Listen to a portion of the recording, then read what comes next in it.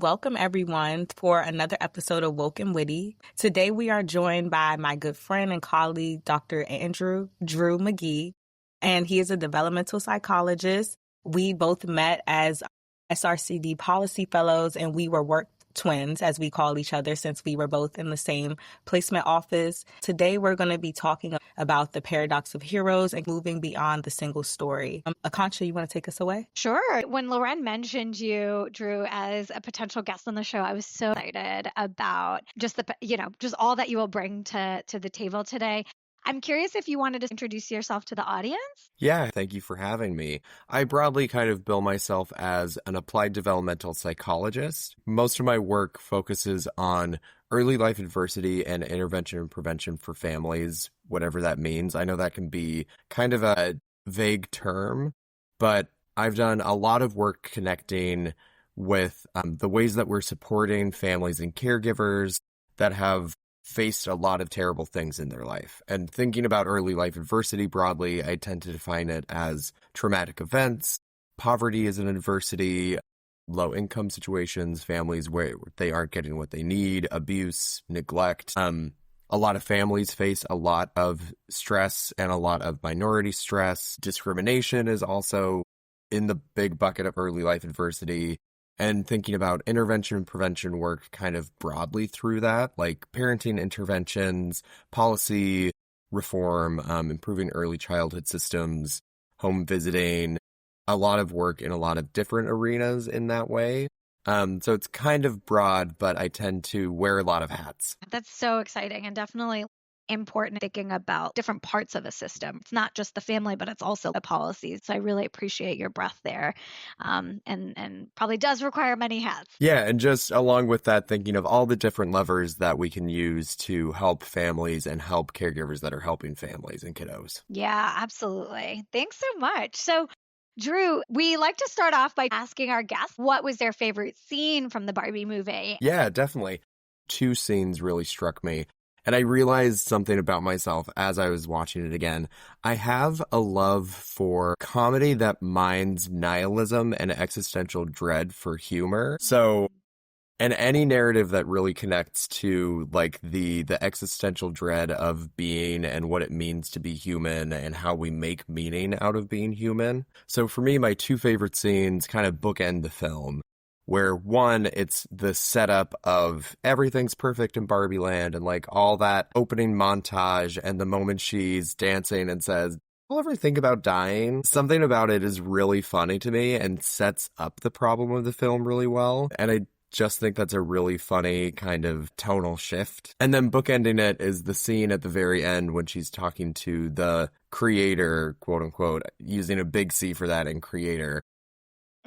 And thinking about, what it means to be human and the beauty and the pain and the struggle to just be human and still saying yes to that. And I got emotional the first time I watched it. I got emotional the second time I watched it. I just think it's a really beautiful little encapsulation of like, yeah, sometimes it sucks to be a person, but it's also worthwhile. I love that. And I think you're the first person that told us this was your favorite scene, but I think it's so great. And I just love when you think about that because Barbie really was going through a crisis, quote unquote, in the movie. And then she kind of brings down the mood when she asks everyone, "Do you think about dying?" Everybody's like, "What?" Mm-hmm. But we think, I don't know, as I know myself, sometimes I think about it. And like you said, human. So, and Barbie was kind of dealing with that, like, I guess switching over from at the end of the movie being a doll to becoming a real girl. Mm-hmm. Mm-hmm. Yeah, I love that you're highlighting like the points of the film that are really about humanity and the messiness of humanity, and that like is an important message that's so core to the movie. Of course it's about patriarchy, but it's also about like what does it mean to be fallible and to be human and to not be perfect. And I think it definitely connects to how we think about the stories we tell ourselves or tell ourselves about other people, where we see who's thriving, who's broken, or who's seen as perfect, and how that impacts the way we move through the world.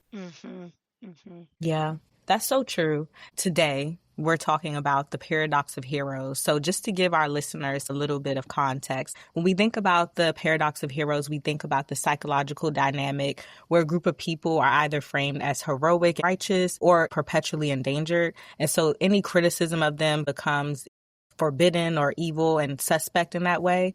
And so by idealizing someone who is a hero, we can really give them unintentionally immunity from taking accountability while also trapping them in this impossible image of perfection. When watching the Barbie movie, did you all see a specific villain or? I love this question, LaRen. One way that we see that is actually the power dynamics in the movie itself more broadly. Originally, we're seeing this utopia of Barbie land, of what it would be like without the patriarchy. And yet, it's also subtly hiding this fact that rules, even in this utopia, are constrained. Barbies are the rulers, Kens are irrelevant. They're, you see Ken kind of being desperate to be seen as a hero in Barbie's eyes. And when we see the Kendom, then you see this absurdity of the patriarchy. Either way, when you're putting up this single hero, whether it's Barbie, whether it's Ken, that in itself is problematic because it's limiting them.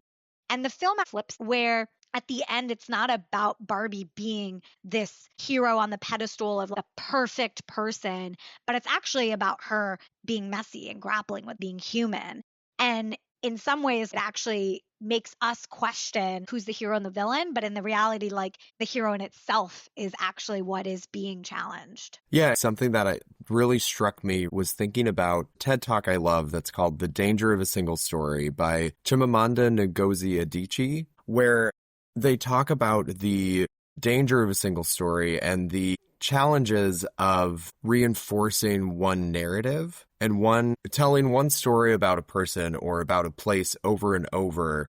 We flatten the complexity, we reinforce stereotypes, and we really exercise the power of who's telling the story to define identities. And I think this film does a really nice job of showing that in different ways, where it's the Barbie utopia and the kingdom and how that shifts over time in the film. Yeah, that was something that stood out to me because Barbie herself was looked at as the hero. Well, all of the Barbies were leading Barbie land and the Kens were the background or supporting character. But as they were going through all of the different Barbies and introducing them at the beginning of the movie, it made me think that it's really not all Barbies. It's only specific Barbies that fall into the perfect standard of what we look at a Barbie to be. Because at the beginning, and I know I've talked about this on other episodes, we see pregnant Barbie and she's alone. And then the narrator makes a comment, oh, she was discontinued. And then we have weird Barbie that is ostracized and people only go to her when they need something. Alan is ostracized.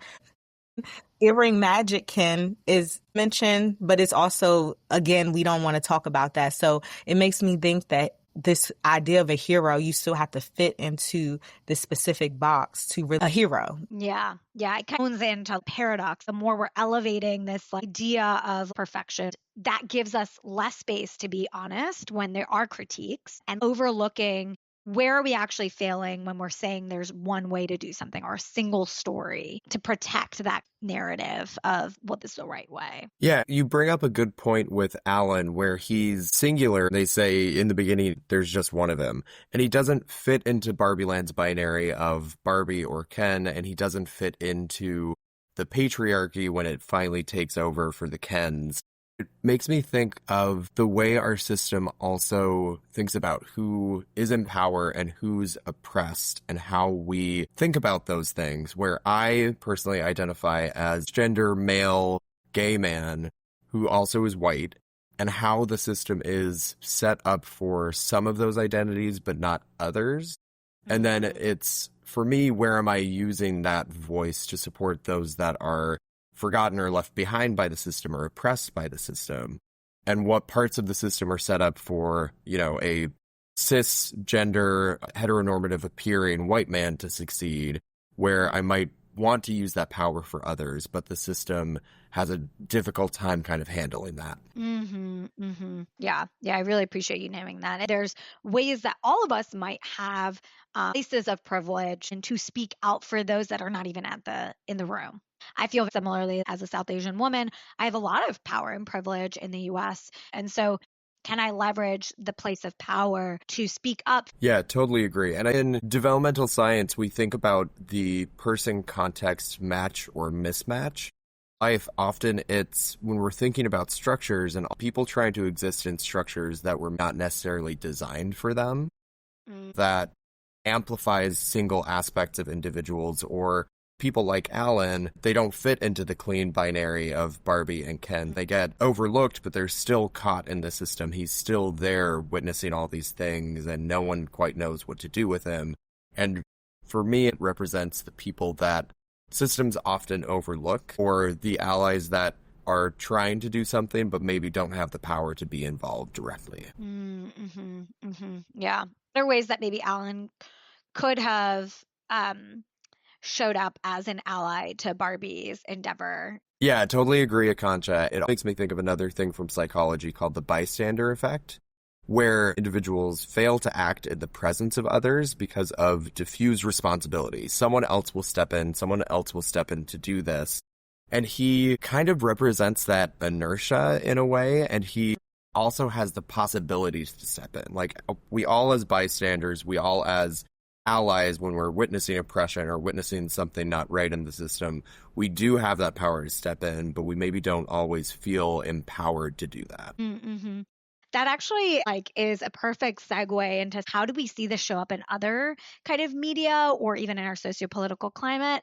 Yeah, just like Barbie is talking a lot about the single story of perfectionism and this ideal single story of womanhood being white, thin, smiling, affluent, I think Wicked is thinking about the same thing from a different lens of who's the villain of the story and how that is defined by who is telling the story. Becomes, spoilers for Wicked, becomes a villain defined by the systems in place and defined as a villain by her difference and by her defiance. And we see the Victor story of the Wizard of Oz and how that perspective villainizes her. And the Wicked really tries to complicate that. She isn't wicked, she's misunderstood, she's othered and systemically silenced and systemically placed in that villain box, along with the animals who are quite literally scapegoats in the story. And the bystander effect you see in the story, she's the only one speaking up, despite everybody else also observing the ways that the animals are being silenced. Because of the positions of folks in power not wanting to lose their power, they instead make her the villain of that story, even though in some ways she's the only one who's not falling in the trap of that bystander effect. Yeah, totally. And I think in some ways it parallels how our real world systems like child welfare or early intervention or poverty systems label families as hard to reach or non-compliant or not engaged. Where, thinking about it, it's not families that are failing systems, but it's systems that are failing families by trying to fit them into these boxes and into these single narrative stories. Like Elphaba and like Barbie, they're living inside structures that are imperfect, and those systems are exacerbating the differences and defining their differences as dysfunction. And that's almost the irony in Wicked, because they're going to a school where it's supposed to be for people who are different, who have powers, but you can't be too different than what is already different. Like, you have to fit into the different box. And then when you all were also discussing the bystander effect that we see in Wicked, it's kind of like we're seeing the consequences of not being a bystander and standing up for it, because she does speak up and she's saying, we're not going to allow this to happen. And so you see the consequences of that. But I'm excited, too, to see the second movie because I've never watched the play or read the books. I know you are in for it. It's so good. Can't wait. I just know the Wizard of Oz, of course, the Wicked Witch dies, but it's interesting because I would love to see a place where she kind of gets her justice. And even you see the Wizard of Oz and it's this plain blank narrative, good and evil, but then seeing Wicked is how mean Glinda was actually towards people, kind of goes into these fairy tales that we're fed as kids where everything is in a binary, but it's so much more complicated than that. That's what I love so much about Wicked, because it really tackles the nuances of the story that we don't really see. It's really important to consider that, especially when you're thinking about telling these stories to children and the rhymes and these fairy tales, because it creates a narrative that I think kind of sticks with you throughout your life. Yeah, to connect it all together, you see that in Barbie and in Wicked, where it's who is in the system reinforcing the system with their actions, whether that's where she is supporting the system by actually being really mean and catty to other people and reinforcing her position in it. Is it the Barbies suppressing the Kens and then the Kens suppressing the Barbies to fit the system that they're trying to do? And then in the real world, these systems where we think of like the myth of the welfare queen, or how those in power in any given political party speak about the other party or speak about the voters that didn't vote for them as the enemy or as welfare queens or as, insert different label here to keep the systems in place that we have. And thinking about my own research about adversity, we also have to think about resiliency. And if we're telling an incomplete story, if you're talking about hardship, you also have to talk about history into systems. If we're talking about behavior, you also have to talk about the structure into setting where that behavior is taking place. Yeah, for sure. And I love that you brought up the idea of the welfare queen, because that narrative and that story sticks with people. And I think that oftentimes people who are in need are villainized in our socio-political climates. And it's kind of this idea of, well, they don't need help, they don't need resources, they need to figure it out because it's their problem. But like you said, Drew, we're not thinking about the systems that have led to these issues that we're seeing in our economy and world today. And even just looking at the government shutdown and at the SNAP benefits that were being cut, the issues that we're facing with health insurance premiums and rising costs. It's kind of this idea of if you're not in a space where you kind of have it and you have the money, it seems as if it's up to you to provide for yourself, when we should really be trying to help one another and not villainize people who are in need and who do need additional resources and help. Yes, LaRen, there's a systematic way that those who have power push narratives that require us to dehumanize others. It imposes these individualistic beliefs where people who are in situations because of systems of oppression or structural violence or cycles of poverty are acting as individuals making choices that prevent them from having a different situation. Instead, we're a species that relies on community and have never functioned in isolation or individually. And so it's interesting how it is requiring us to kind of pit us against each other. I also wanted to make another point that's related to our conversations on single stories and the hero's paradox. And it might be taking us in a slightly different direction, but I promise it relates. It's specifically about how the US government and those in power have shaped the conversation on the genocide in Gaza and the escalation of violence that we've seen over the last 2 years. In particular, how many of us are fearful to share any opposition or criticism of the Israeli government or its military actions because it's labeled as anti Semitic. To me, it follows a similar logic to the hero's paradox because it requires us to believe that Israel, as a government, can do no wrong because it's a defender of Judaism. And as a consequence, any opposition of the violence against Palestinians by Israel in itself is anti Semitic. And I want to be very clear here that anti Semitism is absolutely real. It's dangerous and it is rising. And conflating anti Semitism with criticism of Israel is actually making it harder to identify and fight anti Semitism. It's placing all Jewish people in the position of being held responsible for a government that many of them can't control and may not even be supportive of. So there's a way that the single story of treating Judaism, which is a religion, a culture, and an identity that has faced systematic violence, and Zionism, which is a political ideology, as interchangeable, is erasing the diversity of opinions on Israel's exercise of Zionism. I finally want to note that there are a lot of people who are fearful to speak on this topic, and that can be a helpful signal that there is a need to hold nuance. There's a very real context of rising anti Semitism, white national movements that fuel that anti Semitism, and the intergenerational trauma of the Holocaust. And the very same agenda of white nationalists, war profiteers, and anti Palestinian organizations that falsely conflate anti Semitism with opposing Israel's actions and anti Zionism. So if you're someone who has felt that they can't have these conversations because you don't know enough to be informed, we're adding a few resources that could be a starting place. The first is an organization called Jewish Voice for Peace, which is a Jewish anti-Zionist organization that defines one of its core values, and I quote, as one that resists Zionism not only as an act of solidarity with Palestinians, but also a concrete commitment to creating the Jewish futures we all deserve. If you're interested in reading more deeply, the book The 100 Years War on Palestine, A History of Settler Colonialism and Resistance, 1917 to 2017, is a 2020 book by Rashid Khalidi.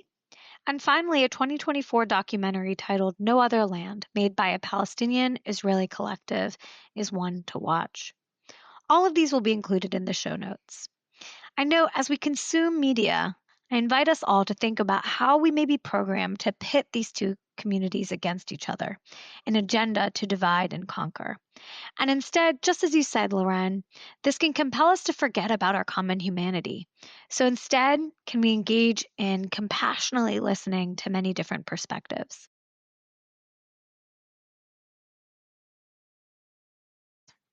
Yeah, I really appreciate that, Akanksha. And thinking about the complexity of stories, Gaza is a great example of the layering of narratives and how that relates to the way we think about it or feel like we don't have enough information to talk about it. It's a very real, very scary situation that relates to all of this, thinking about security and resistance and victimhood and who gets to tell the story related to complex histories, identities, and systems of power. Yeah, and I appreciate that as well because I'm definitely one of those people who, of course, I disagree with the killing and the harming of people. It's terrible. And I just think I'm always trying to learn more about the conflict, the history that you mentioned. So I'm so excited to dig into those resources.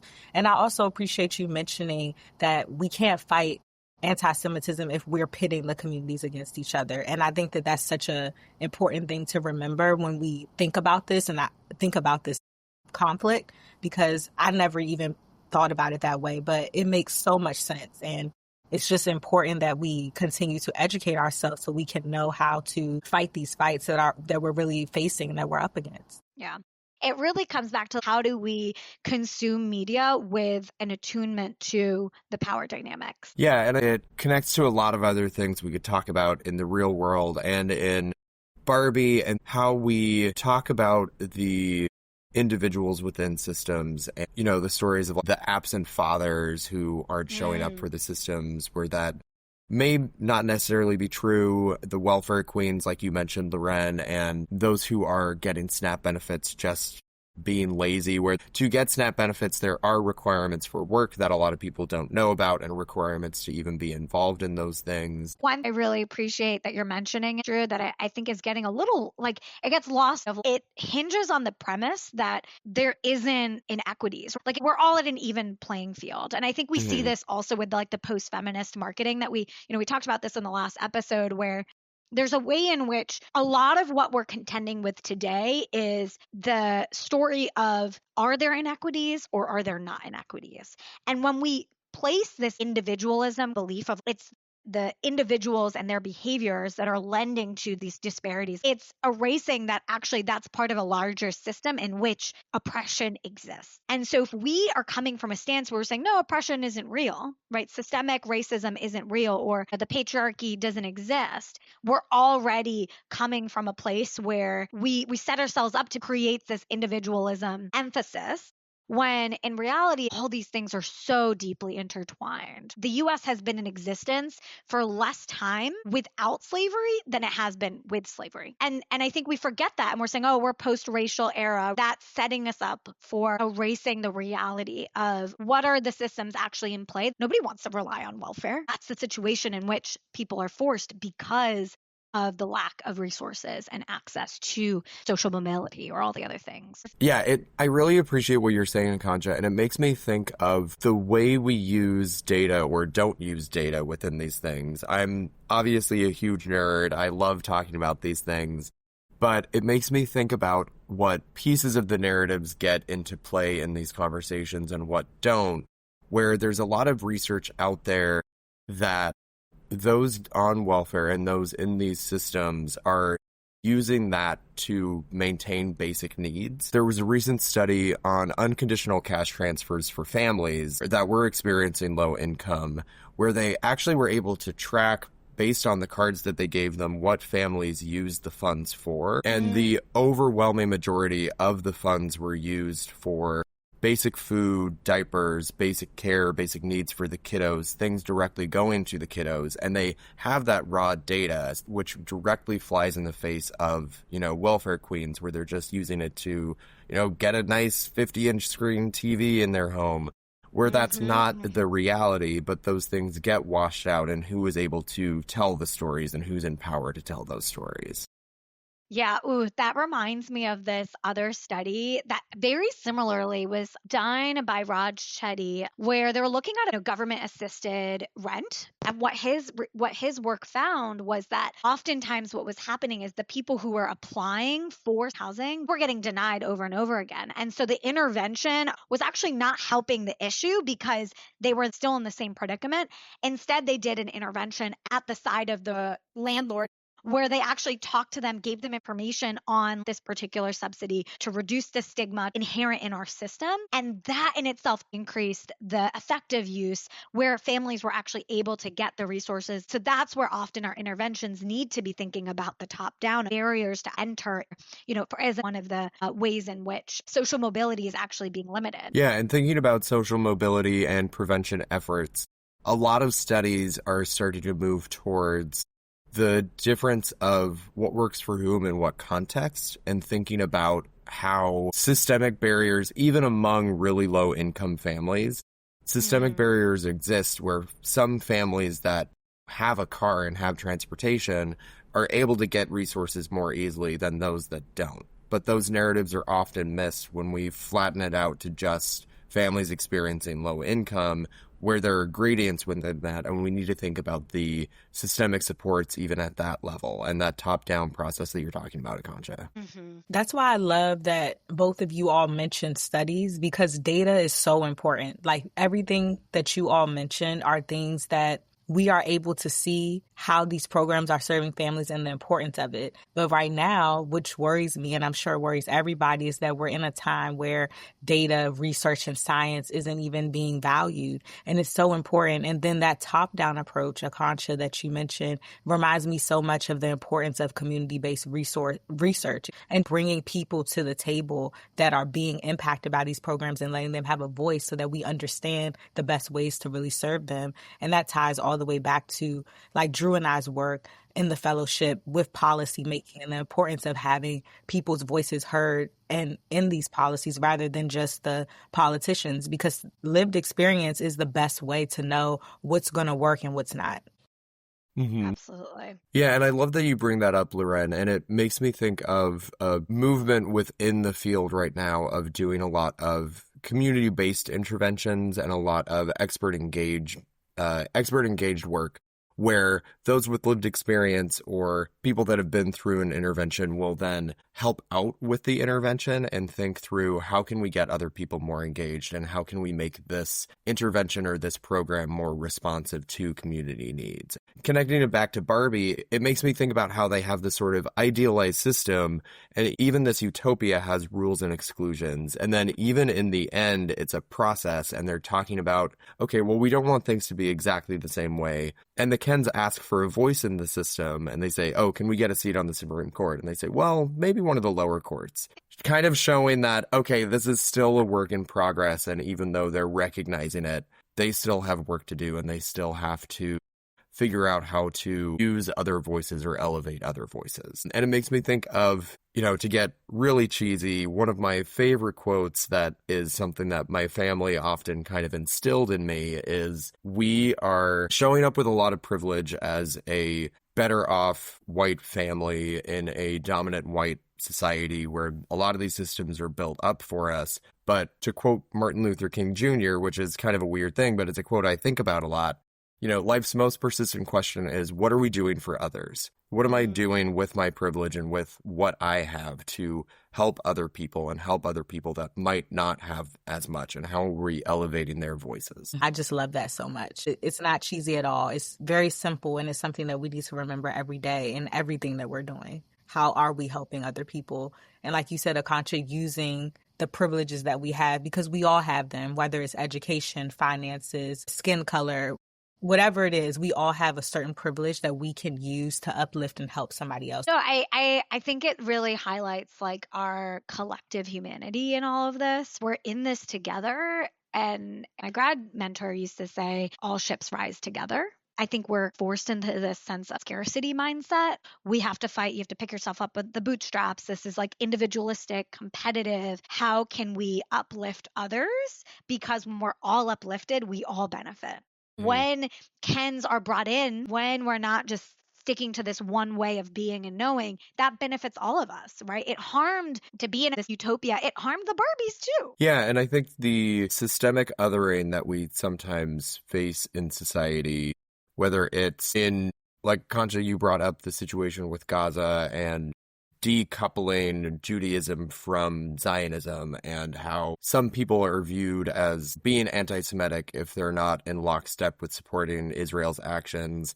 It also makes me think of within the LGBTQ plus community, people sometimes try and parse out the trans and genderqueer individuals from everyone else, and how that even within subcultures there is that othering and that systemic use of privilege and defining who gets rights and who doesn't gets rights, rather than, as you said, all boats helping each other rise and all of us using our power, whatever that means and whatever roles we carry that in, to help others that may not have those same powers. Yeah. I'm getting goosebumps just talking about this. I love that we're spending time here, and we've talked about a lot of different things, but I'm curious if there's maybe one or two things that we want to close out for our listeners that they can kind of take into their week or their month. Yeah, I'm happy to go first. The thing that I thought of in talking about this was called Showing Up for Racial Justice, or SURGE. And it makes the themes we're exploring of single stories and narrative powers and adversity, and even who's using what identities for what they're saying. Surge's mission and practice really dovetails with this conversation, where it's about what are white people doing to counteract racial discrimination and to support people with minoritized identities through campaigns and action opportunities and education.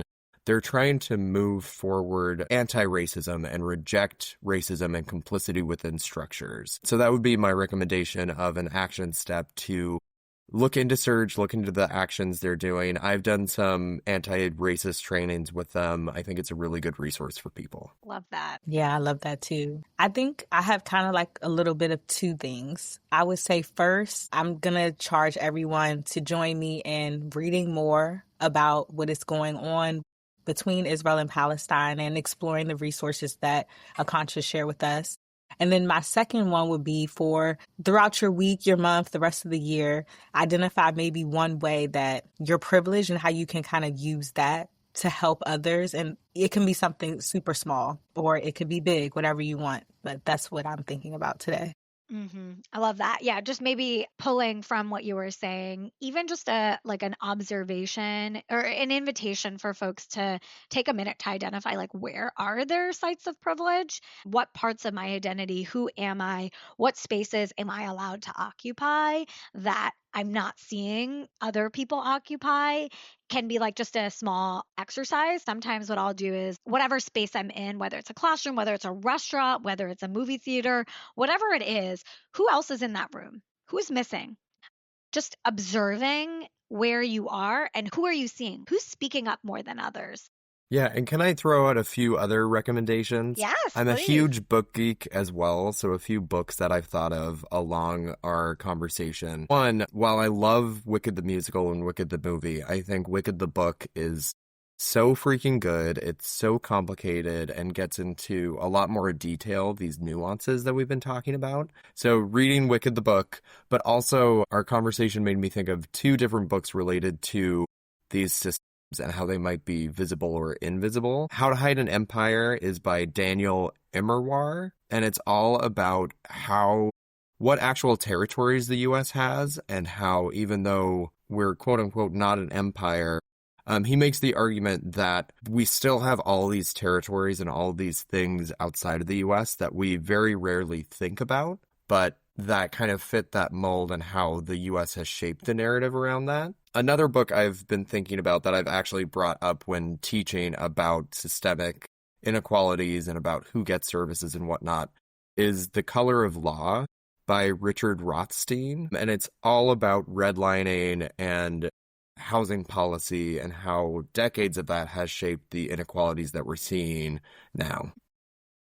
I'm so glad you mentioned The Color of Law. Like, perfect. Yeah, and I remember I taught a class where we were talking about health inequities, and I brought up The Color of Law and also connected it through, if you look at where redlining happened decades ago, that is directly associated with greater COVID loss, greater COVID death, and greater vaccine uptakes as well. So it connects not only to housing privilege, but to health inequities that we're still seeing today. That's good. That's really good. I'll probably cut this, but I just wanted to share this with you all. I think Akanksha, when you mentioned when you're in certain spaces and thinking about who you see, it's not funny, but my favorite thing is when I'm in like this social sciences or like developmental science space, like SRCD or something, and I look around and I feel like I love seeing other women, especially women with PhDs or advanced degrees. But I'm like, sometimes where are the men?